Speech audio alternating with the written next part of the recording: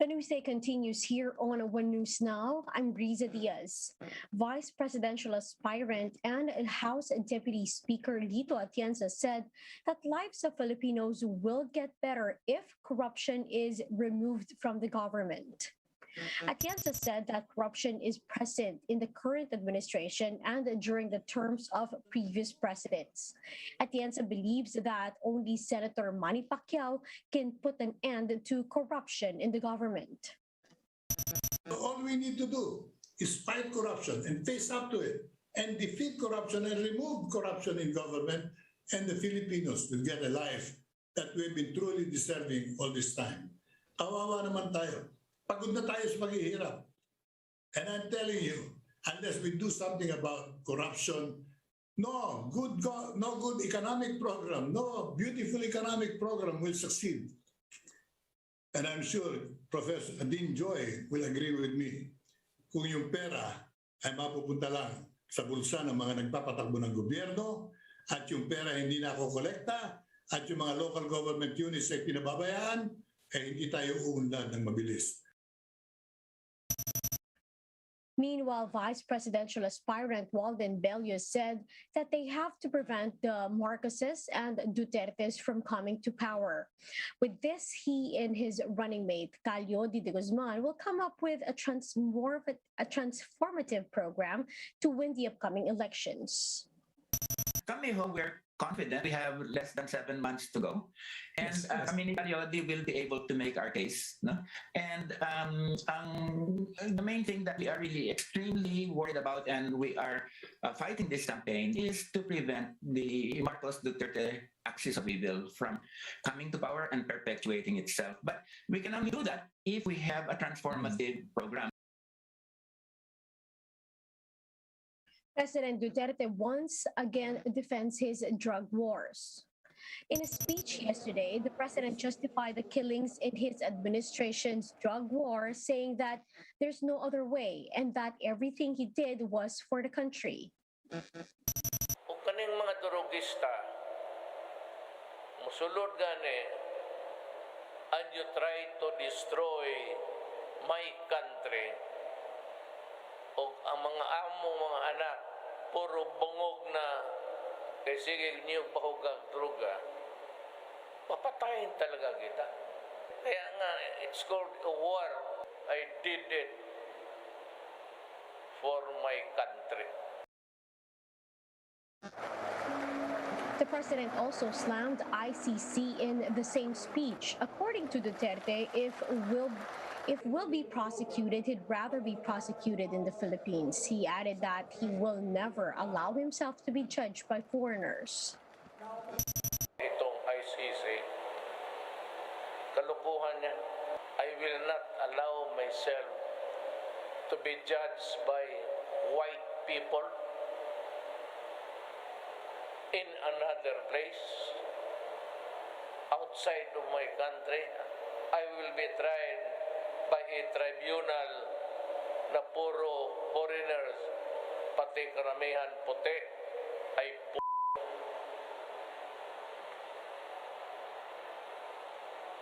gusto ka na?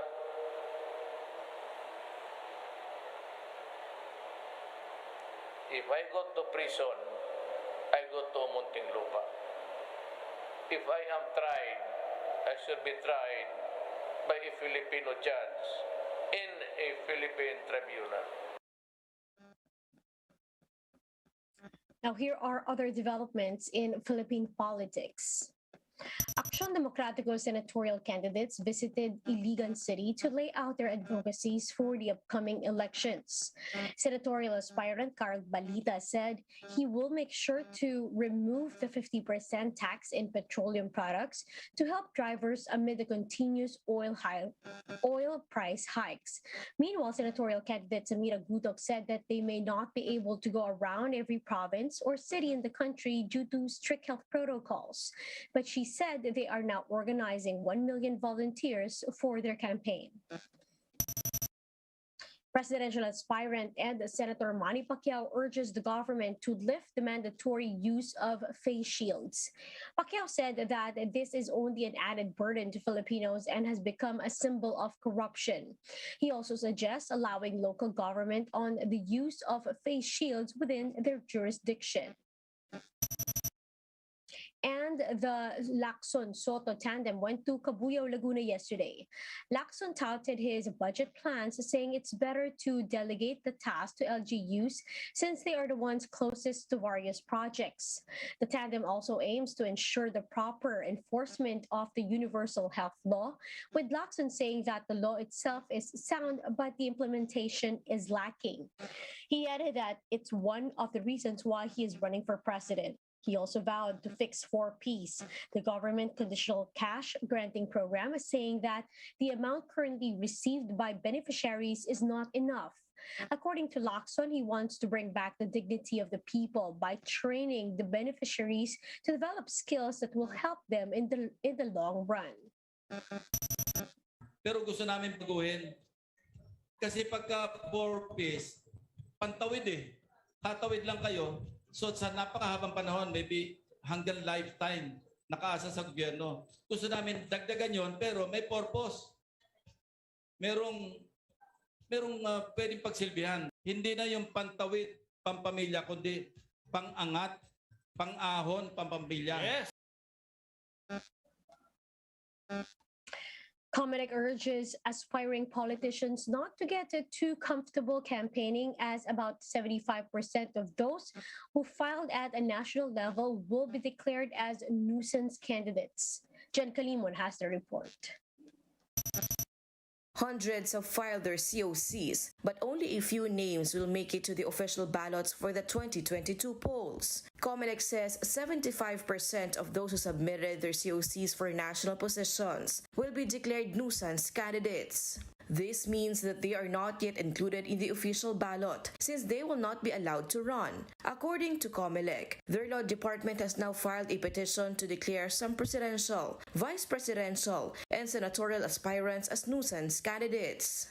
Overall, 569 aspirants have filed their COCs for national positions, 97 for president, 28 for vice president, 174 senatoriables, and 270 party list.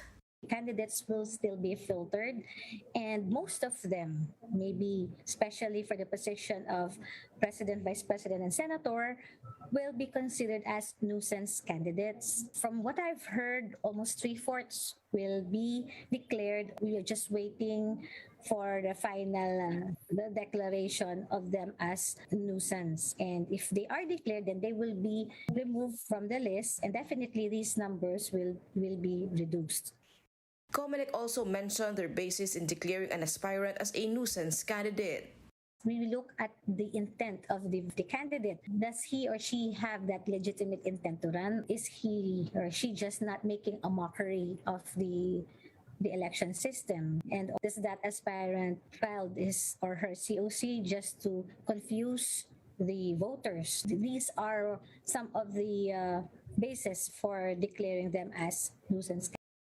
In 2016, only 6 presidential aspirants were included in the official ballot, while 6 out of 19 vice presidential aspirants and 50 out of 172 senatorial aspirants were included. Comelec is expected to release the list of official candidates by the end of the year. Reporting for News 5, Jen Kalimon, We Are One News.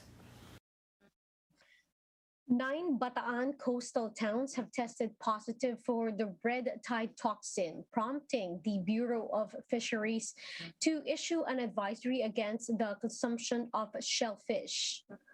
The affected areas are Hermosa, Orani, Samal, Abucay, Balanga City, Pilar, Orion, Limay, and Mariveles. According to BFAR, samples taken on Friday showed that the towns tested positive for the red tide toxin that causes paralytic shellfish poisoning. But the department says fish are safe to eat as long as they are fresh and cleaned thoroughly before cooking. The department is not yet sure how long this red tide will persist. Now let's take a quick look at today's other top stories. The PNP logged over 9,000 protocol violations on the first day of Alert Level 2 in Metro Manila. President Rodrigo Duterte defends political dynasty, saying it's not wrong if the people want it. And Vice President Lenny Robredo says incentivizing vaccination is better than making it mandatory. And those are the top stories of the hour. Join us later again at 10:45 in the morning as we continue to monitor the day's biggest stories. You can also catch One News on Signal Play app. Register for a free account now at www.signalplay.com and stream One News live anytime, anywhere. I'm Riza Diaz. Mask on, wash hands, and stay safe, Philippines. We are One News.